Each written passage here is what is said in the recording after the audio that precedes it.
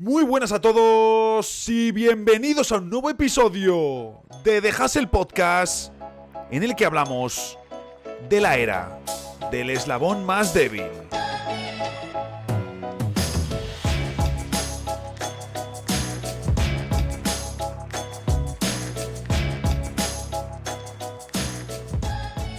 Se habla, se menciona y se escribe mucho últimamente sobre el concepto de la era del eslabón más débil. ¿Pero qué significa esto? Exactamente, esta teoría nos viene a explicar que el rendimiento de un equipo, aplicado esto por supuesto siempre al terreno de lo deportivo, el rendimiento de un equipo está limitado a su miembro menos competente. Tenemos un ejemplo clarísimo de esta teoría del eslabón más débil con Austin Reeves en la serie de Los Ángeles Lakers contra Minnesota Timberwolves. Una serie en la que Austin Reeves, por producción y por momento de forma, tranquilamente era el quinto mejor jugador antes de la eliminatoria si consideramos, a Luka Doncic, a LeBron James, Anthony Edwards y Julius Randle como los cuatro mejores jugadores de la eliminatoria. Podemos situar a Reeves quinto, como os decía, por producción y momento de forma, por su gran temporada. Pero lo cierto es que terminó siendo un punto de fuga, un problema para Los Ángeles Lakers. Sí, más calidad y más producción que otros muchos de los que estaban en cancha, pero su ataque se vio limitado, recibió una gran defensa de Minnesota y sobre todo fue usado para ser atacado por su defensa y por su físico.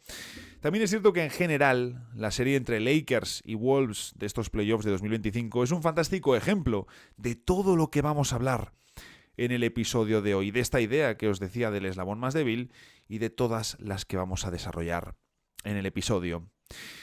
Eso sí, hay un punto de partida muy claro y muy evidente. Nadie gana solo, da igual la era, da absolutamente igual. Nadie gana solo, ni el mejor de los mejores, ni Michael Jordan ganó solo, ni LeBron James, nadie.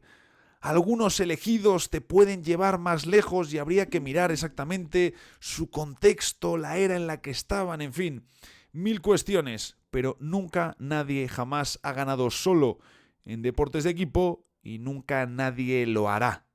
Este es el punto de partida fundamental.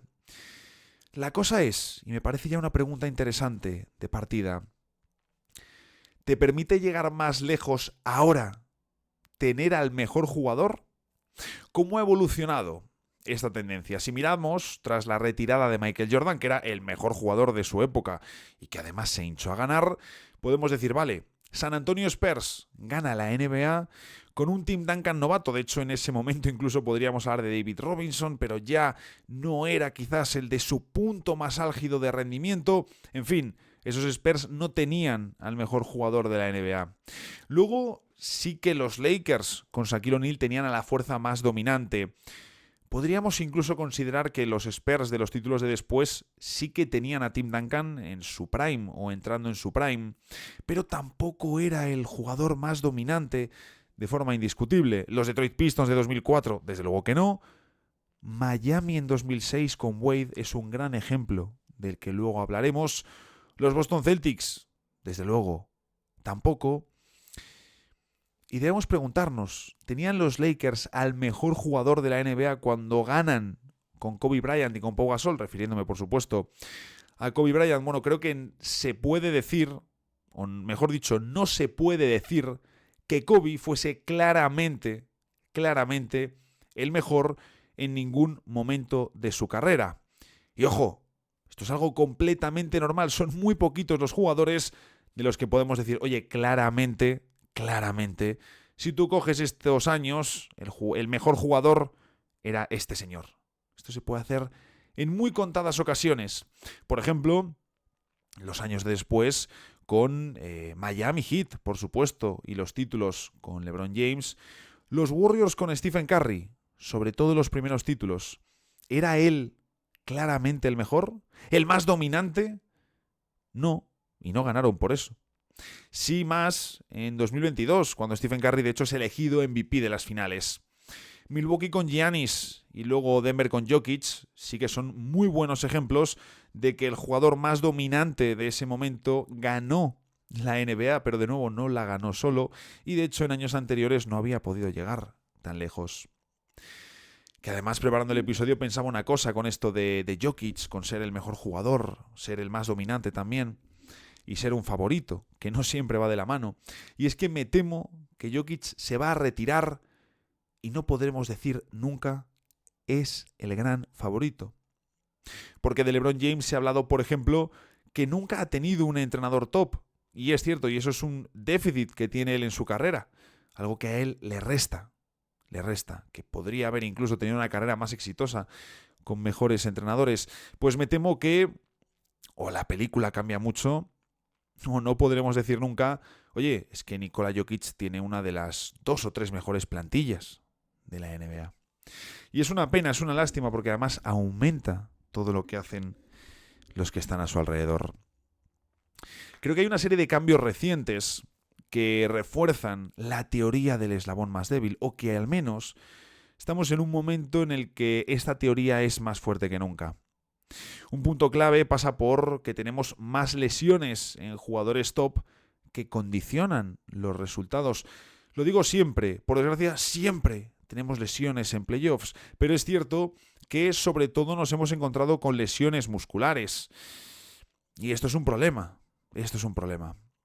Segundo, un mayor despliegue físico de los jugadores, porque aunque se habla mucho de no, es que en la NBA actual no se defiende, no sé qué, en cuanto a ritmo de juego, en cuanto a despliegue físico de los jugadores, capacidad atlética, contactos, golpes y demás, es la NBA más exigente, también la que está más profesionalizada. Y tercero, que las rotaciones con agujeros se pagan. Y esto al final está relacionado con los 2 puntos anteriores. Porque los equipos que ganan no tienen solo poder de estrellas, que por supuesto tienen profundidad y alternativas en la plantilla, que ojo, no tienen por qué tener alternativas en cuanto a su estilo. Lo vimos, por ejemplo, con los Boston Celtics del año pasado, y podría suceder con Oklahoma City Thunder en 2025. Este curso, si ganan la NBA, no es el equipo más rico en cuanto a alternativas tácticas ni de juego. Y ojo, hay un punto muy importante, y es que no todos los equipos candidatos están en disposición cada año para ganar de verdad. De verdad. Y la salud y la motivación del bloque pues tienden a ser elementos completamente fundamentales, completamente básicos. ¿Y qué ocurre? Que también hay cuestiones que nosotros no podemos ver desde el salón de casa, o que vemos pero que no nos terminamos de creer de todo.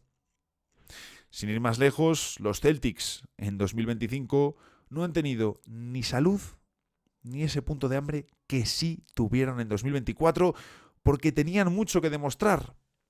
Pero ya la película había cambiado.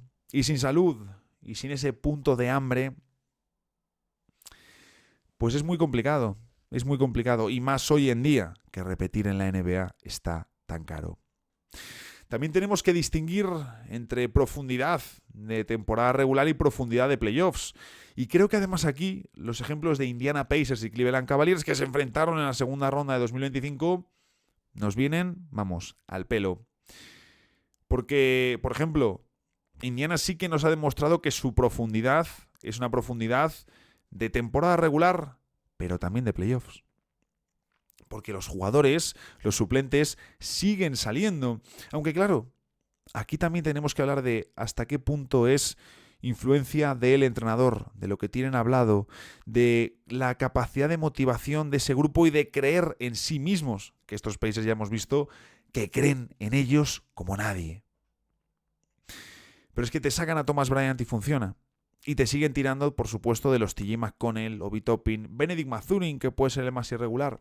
Pero su profundidad es una profundidad de temporada regular y de playoffs. En cambio, Cleveland, cuando te tira, por ejemplo, de un Dean Wade de turno, de un Isaac Okoro, vemos que quizás son más jugadores de temporada regular que de playoffs. Y esto es un problema, por supuesto, un problema muy grande. De la misma manera podemos ponernos un poco más malos y decir, vale, pero ¿qué hubiese pasado si en Indiana se lesiona a Pascal Siakam o si se lesiona a Andrew Nembhard? Porque Cleveland ha estado sin Garland, sin Hunter, sin Mobley, ha estado con ellos muy tocados.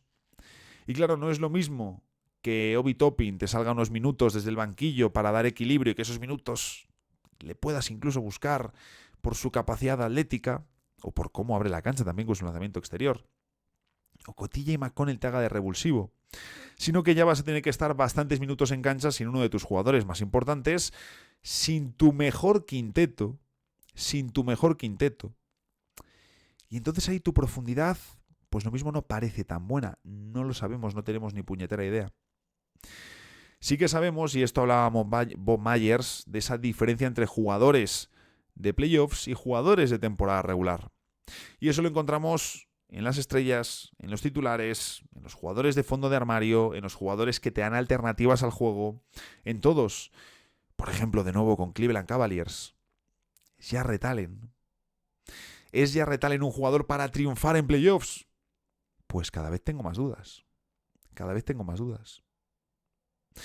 Fantástico para la temporada regular, un pivot que ya querrían muchos equipos, pero que lo mismo en playoffs, pues le faltan ingredientes para triunfar. Lo mismo no consigue replicar su nivel de dominio en la pintura. Lo mismo simplemente es un jugador que nos va a dejar mejor rendimiento en temporada regular que en playoffs. Y hay muchas veces que esto, aunque tratemos de buscarle una explicación a todo, no todo tiene por qué tener una explicación. O si al menos ya lo sabes, dices, oye, pues mira, Jarrett Allen, a lo mejor en 2-3 años decimos, oye, pues mira, efectivamente, un jugador súper valioso para temporada regular, pero que cuando llegaban los playoffs, pues no conseguía nunca replicar su rendimiento. ¿Por qué? Pues lo mismo es un tema mental, un tema de cabeza, un tema actitudinal, un tema intangible que no podemos medir y analizar. El caso es que cada año, cada campeón nos enseña algo distinto, nos deja diferentes lecciones, aunque por supuesto, como los buenos profesores, pues no todos dejan huella y no todos dejan la misma huella. Por ejemplo, si miramos después de los Warriors de 2018, tenemos a Toronto en 2019, que no creo que sea de los equipos que más ha marcado. Un equipo que, por supuesto, luego hablaremos de ellos por ese efecto Kawhi Leonard, pero también estaban las lesiones de los Warriors, entonces es más complicado sacar lecciones de cara a construcción de equipos. Sí que tengo bastante claro que tanto los Lakers de 2020 como los Milwaukee Bucks de 2021 dejaron lecciones que pasaban por la defensa, el tamaño, correr, el punto físico que tenían esos equipos. Los Warriors de 2022 también creo que no fueron o no han sido de los que más huella han dejado de cara a que otros ejecutivos luego digan, oye, pues hay que ir en esta dirección. Porque al final los Warriors tenían su propio estilo. Y te ganan pues un poco cuando nadie cuenta con ellos, te ganan cuando incluso sus selecciones jóvenes del draft no han funcionado, te ganan porque consiguen reciclar y sacar a Jordan Poole, a Andrew Wiggins, el Big Three sigue ahí, Klay Thompson se ha recuperado de las lesiones y te suman algunos efectivos clave como Otto Porter Jr. Pero no creo que fuese el equipo que más lecciones dejase. Denver Nuggets, por ejemplo, en 2023 marcaron en cuanto a encaje del colectivo y juego. Sí que es cierto que ese equipo tenía algo más de profundidad, una idea que vamos a tocar en varios momentos del episodio, y que tenían al mejor. Tenían al mejor del mundo de los últimos años, a uno de los mejores jugadores de la historia, pero sí que creo que ellos marcaron por el punto de decir, oye, vale, sí tienen al mejor, juegan de escándalo, pero es que juegan muy bien.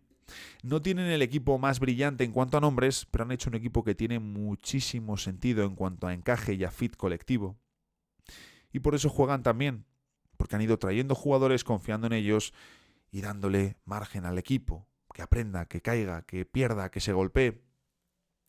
Boston Celtics en 2024, otro equipo que ha dejado mucha huella por la versatilidad, por la cantidad de aleros, por la cantidad de jugadores que rinden en ambos lados de la cancha.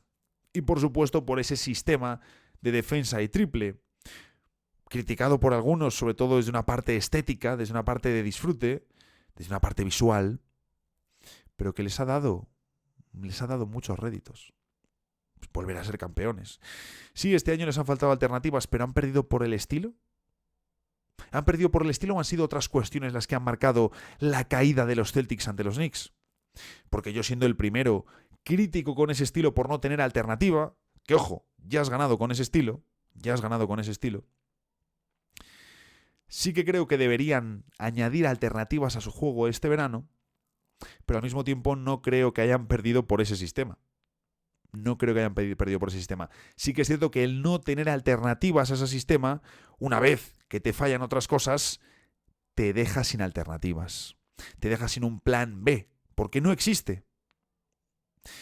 Y fijaros porque es muy curioso, pero creo que en 2024, porque hay equipos que marcan sin ganar, creo que en Minnesota en 2024 también marcó mucho. Sobre todo en lo que os digo, de cara a que luego los ejecutivos, los equipos, los propietarios se fijan en lo que ha hecho el campeón y dice, ¿qué podemos replicar? ¿Qué podemos extraer de todo esto? Pues Minnesota en 2024, sin ganar, marcaron por defensa, por tamaño y por rotación interior. Y repiten finales del oeste en 2025.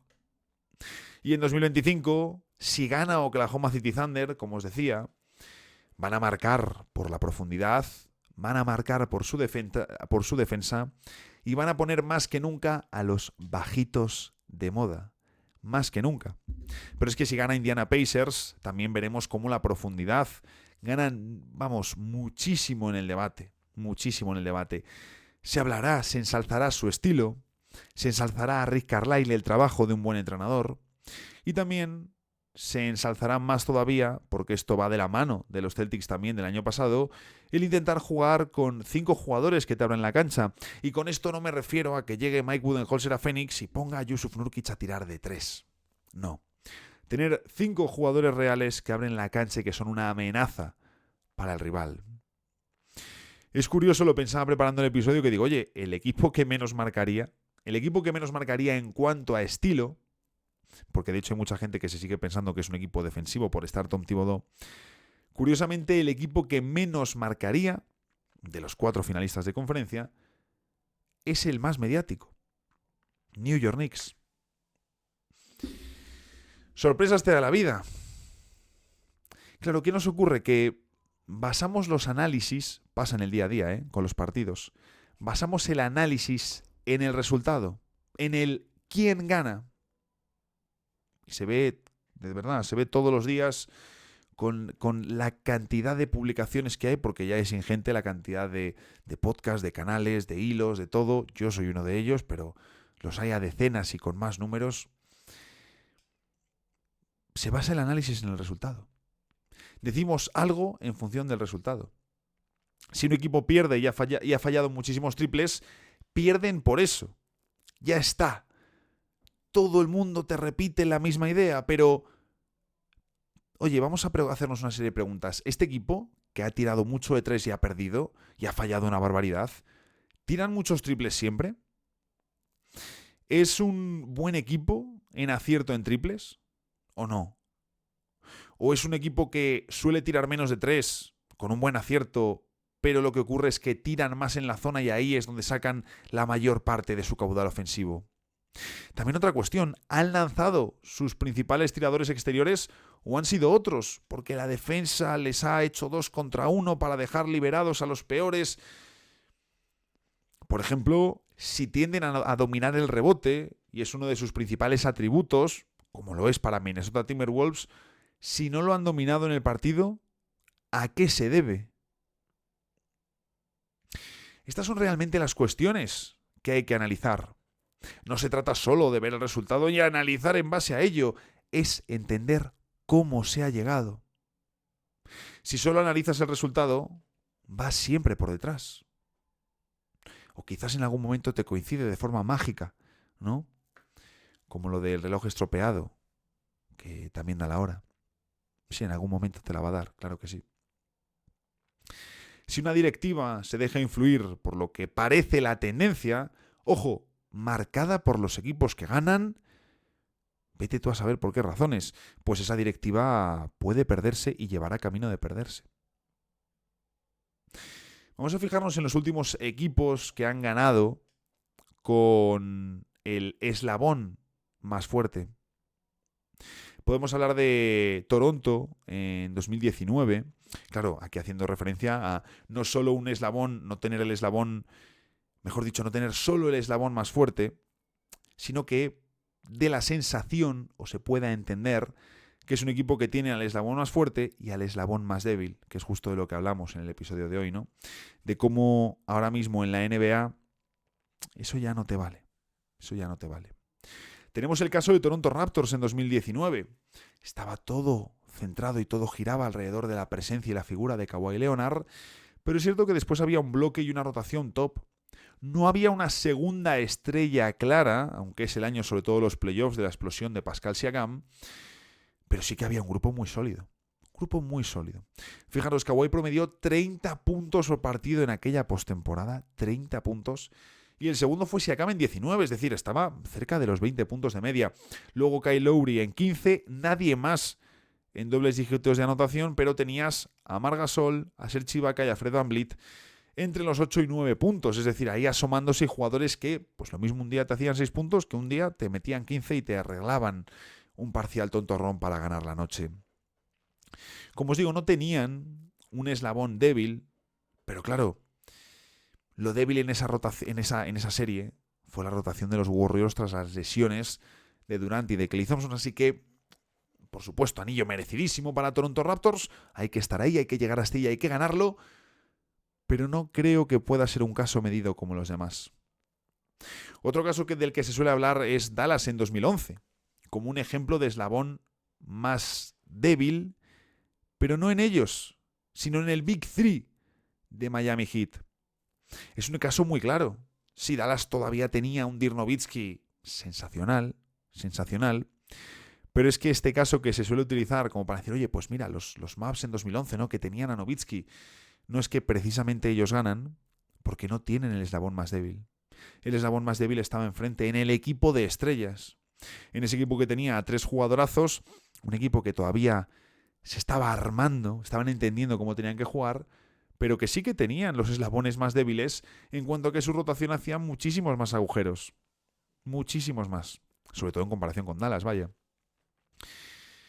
Lo mencionaba antes. Miami 2006 con Dwayne Wade. Este sí que es un muy buen ejemplo porque además no es replicable lo que sucedió ese año. Fue hace casi 20, no ha pasado tanto tiempo, aunque ha pasado mucho, pero no es replicable lo que vivimos entonces. Wade estuvo a un nivel absolutamente criminal con 24 años, fue hasta el MVP de las finales, que eso es cierto que dices, oye, pues podría pasar con un Anthony Edwards, sí, pero es que sería imposible que ganase así, sería imposible que ganase como lo hizo Wade. Ese equipo de Miami era asqueroso y farragoso, lento y de trincheras, de veteranos y partidos de auténtica batalla, pero batalla insufrible, batalla no de las que dices, ¡qué maravilla! ¿Cómo se están dando? No. Mucha gente que se queja ahora de los partidos de Oklahoma, creo que tendrían que ver algún partido de Miami en 2006. Fijaros, Shaq, que claro, aquí hay mucha mentira, ¿no? Se vende como que, claro, es que Wade tenía a Shaquille O'Neal, entonces era su gran aliado. Shaquille O'Neal estaba ultra wasted, ultra pasado. Es cierto que promedió 18 puntos por partido en los playoffs, pero es que en las finales bajó a 13,7. 13,7. Y cualquiera que haya visto, aunque sea medio partido o un cuarto de aquellas finales, sabe que ese jugador ya no era Shaquille O'Neal.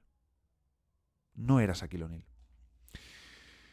En las finales contra Dallas, Wade promedió 35 puntos por partido y tuvo tan solo a Antoine Walker con 13,8 y a Shaquille con esos 13,7 como compañeros en dobles dígitos de anotación. Ya está nadie más. Pero es que si además miras el cuadro de tiro de la serie, da auténtico miedo. Esto es impensable hoy en día. Y no han pasado ni siquiera 20 años. No ha pasado tanto tiempo. También es cierto que es una gota en el océano este caso, pero es que es irreplicable. Podemos hablar también de Houston Rockets en 1994 y en 1995, con Hakeem Olajuwon en el centro. Sobre todo en el 94 era un equipo dominante en defensa, con una rotación corta y potente, todo hay que decirlo, que giraba alrededor de la gran estrella y había que aprovechar los años en los que no estaba Jordan. En el 94, Olajuwon promedió 29 puntos con un 52% en tiros de campo en los playoffs y tuvo a 4 compañeros en dobles dígitos de anotación, pero ninguno llegaba a los 14 de media. Ya os digo, un equipo muy potente a nivel defensivo, pero que de hecho en temporada regular había sido un ataque, vamos, muy de media tabla, muy de media tabla. Ojo, bastantes más equipos de los que la gente se tiende a pensar. Eran una defensa descomunalmente potente y luego un equipo pues que en ataque era normalito. Sí que es cierto que para 1995 buscaron añadir ayuda ofensiva porque dijeron, oye, quizás lo de ganar otra vez la NBA se nos complique si no le buscamos más ayuda a Olajuwon. Y así se hicieron con Clyde Drexler, que entró con 32 años y firmó 20 puntos de media en los playoffs, pero es que fijaros, Olajuwon se fue a 33 puntos con un 53% en tiro. Así que creo que sobre todo el caso de 1994 sí que entra muy bien, la verdad, entra muy bien. Pero claro, es que nos estamos yendo a 1994. 1994. Algunos pensaréis en los casos de Miami Heat en 2020 y 2023, que no fueron campeones, pero que llegaron hasta las finales. Creo que en 2020 sí que tenían un equipo con más recursos, creo que hay bastante leyenda urbana o leyenda popular con estas dos finales, porque en 2020, aunque fue sorprendente, sí que el este te daba esa oportunidad y ellos eran un equipo con más recursos. Jimmy Butler, o el primer gran Adebayo, podemos decir, Tyler Herro, que explota por completo en Disney, Goran Dragic como sexto hombre, Jay Crowder, Duncan Robinson, Kendrick Nunn, André Iguodala, Kelly Olynyk, tenían un mix de jugadores propios suyos que se habían sacado de la chistera y veteranos, algunos muy pasadetes como André Iguodala, pero te hacían un mix ahí muy bueno, muy chulo y muy interesante de un equipo que sacó el 100% de lo que tenía, el 100%. 2023 sí que es un gran caso. Fue para empezar la gran explosión de Butler, sin Tyler Herro, que estaba lesionado, y sobre todo que ahí se reivindicaron los Gabe Vincent, Max Strus y compañía. Pero tanto en 2020 como en 2023, Miami pierde por los eslabones débiles. Es así de sencillo. Es el único gran ejemplo que podemos poner en los últimos 15 años de, oye, carrileo, o incluso en todo el siglo de carrileo a este equipo a las finales, fuera de LeBron James, claro, estos ejemplos, incluso fuera de Allen Iverson con ese equipo de Filadelfia que se enfrentó a los Lakers a inicios de siglo. Pero es que son equipos que cayeron precisamente por tener el eslabón más débil. Precisamente por eso. Y lo cierto es que el eslabón más débil se lleva pagando caro desde hace tiempo en la NBA. Pero al mismo tiempo, creo que hoy en día se paga más caro que nunca. Porque en el pasado era más normal, no digo que sucediese todos los años, pero era más normal que un jugador joven mal rodeado llegase muy lejos o incluso consiguiese ganar el anillo. Pero es que hoy en día eso es inviable. Inviable. Como el caso de Dwayne Wade. Incluso más atrás tenemos casos que hoy en día son irreproducibles. Por ejemplo, el mítico de Magic Johnson como MVP de las finales, siendo rookie jugando fuera de posición por la lesión de Kareem Abdul-Jabbar. Porque claro, dices, oye, pues sí que veo un escenario en el que si entra un mega jugador número 1 del draft en un equipo concreto, que ya que te entre el número 1 del draft en un equipo preparado para ir a por el título, tiene que ser un escenario muy complicado,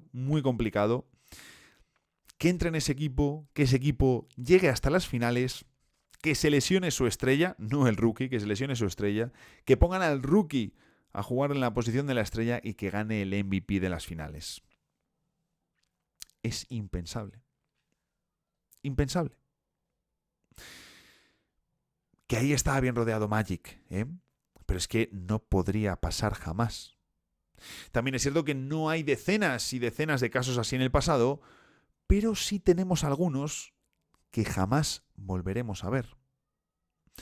Ese de Magic con la lesión de Kareem, que fue nada más llegar a la liga en 1980, o en el segundo año del propio Kareem Abdul-Jabbar en la NBA, cuando todavía era Louis Alcindor y estaba en Milwaukee Bucks. Los Bucks se hicieron con Oscar Robertson para la segunda temporada de Kareem Abdul-Jabbar y ahí sí ganaron la NBA y Jabbar fue elegido MVP de las finales. esto hoy en día muy difícil, ¿eh? Yo no veo que pueda suceder en ningún escenario por un conjunto de factores, por cómo ha ido evolucionando la NBA. Me diréis, hombre, tenemos el caso de Duncan en el 2000, pero ¿imaginamos eso hoy en día? Que un novato o un jugador de segundo año como mucho sea MVP de las finales. Es que fijaros, solo se acerca Kawhi Leonard en 2014, que tenía 22 años y estaba en su tercera temporada, pero no es un buen ejemplo porque no era un rodillo a nivel individual. De hecho, aquellos Spurs de 2014 eran un poco marrón para dar el MVP de las finales. Y a veces pienso que no tendría que haberlo sido Kawhi. Pero también es cierto que tenía un poco esa ventaja también, ¿no? Por los gestos que hacía LeBron cada vez que Leonard pisaba cancha. Y luego directamente lo de Wade en 2006 es que es un ejemplo de algo que no puede suceder hoy en día. También por curiosidad, para que sepáis, Tony Parker es el séptimo MVP de las finales más joven, con 25 años y ya en su sexta temporada. Pero claro, aquí, aunque hablamos de un jugador joven, no hablamos de un jugador sin experiencia. Y el octavo más joven es el MVP de Giannis Antetokounmpo en 2021, que ahí sí era el mejor, el más dominante de la liga. Así que volvemos un poco a la idea de antes. La era del eslabón más débil no es nueva, aunque sí parece ahora más fuerte que nunca. Necesitas profundidad para que tus jugadores importantes lleguen con piernas al final de temporada y, ojo, con gasolina para los séptimos partidos y las prórrogas. Necesitas esa profundidad para dar rotación y que tus jugadores protagonistas no lleguen pasados y con más opciones de lesiones musculares. Porque ¿hasta qué punto están relacionadas estas dos cuestiones? Pues estaría bien saberlo. Necesitas esos recursos durante la temporada regular, pensando también que deben servirte para playoffs, porque si no luego lo vas a notar en todos los sentidos. Es que incluso si miramos a los Nuggets de 2023 y a los Celtics de 2024, que son campeones con rotaciones más cortas que otros, también terminaron teniendo más piezas útiles de las que parecían. Y de hecho luego los Nuggets han echado mucho de menos a los Bruce Brown y Jeff Green de turno. Mucho de menos. Mucho de menos. Incluso los Warriors de 2022, que sí tenían al mejor Stephen Curry, tuvieron, por ejemplo, una figura clave como Otto Porter Jr. que permitía apuntalar la rotación desde el banquillo. Y es el típico jugador que, hombre, sí, cuando tiene el día de 20 puntos te das cuenta, claro que sí. Pero son las típicas figuras, sobre todo las que funcionan en playoffs, que son aquellas que echas en falta cuando no están. No valoras tanto su presencia, sino que notas su ausencia. Sin duda, los equipos querrán apostar por rotaciones largas, de calidad real y calidad de playoffs, que esto es lo difícil, y querrán apostar por esto viendo lo que ha pasado este par de años. No necesitas una plantilla de 10 jugadores de playoffs, como Oklahoma. No hace falta. Tampoco creo que la NBA dé para tantos jugadores. Pero con tener 7,5 te sirve. 7,5, no más. Y puedes tener luego tu buena rotación de temporada regular para que tus estrellas no lleguen reventadas a playoffs. Pero es evidente que sí necesitas profundidad real y físico. Vamos, más evidente que nunca. Lo llevamos viendo sobre todo los Warriors de la pasada década. Tenían más físico del que la gente recuerda, pero prácticamente todos los campeones desde entonces han tenido un componente físico muy importante. Muy importante. Y al final los equipos están obligados a tener esa rotación y a reducir al máximo sus eslabones débiles sobre la cancha. Pero es cierto que fórmulas, pues hombre, fórmulas para construir equipos hay muchas, hay decenas. No hay un único camino para ganar la NBA. Pero desde luego, hoy en día, la profundidad, el físico y la presencia interior ganan más peso que nunca. Y me diréis, oye, pero Oklahoma destaca por sus pequeños. ¿Por qué nos hablas de los grandes? Es cierto, pero mirad el cambio que han pegado por dentro y en general con la figura de Isaiah Hartenstein. Es que Oklahoma no estaría donde está de no haber recibido a Isaiah Hartenstein. Necesitas versatilidad, tengas más o menos tamaño, necesitas versatilidad, pero es que es indispensable contar con al menos 2 jugadores grandes por encima de la media. Por encima de la media. Si no, estás cao. Cao. Espero que os haya gustado el episodio de hoy, buceando y reflexionando sobre lo que se necesita para ganar en la NBA. Una receta que no tiene camino único, que tampoco tiene una solución revelada, porque no existe. No existe, pero cuyo descubrimiento, aún sin existir, es una de las cuestiones más interesantes que podemos perseguir. A disfrutar mucho del fin de semana y nos vemos el lunes en el próximo episodio de The Hustle Podcast.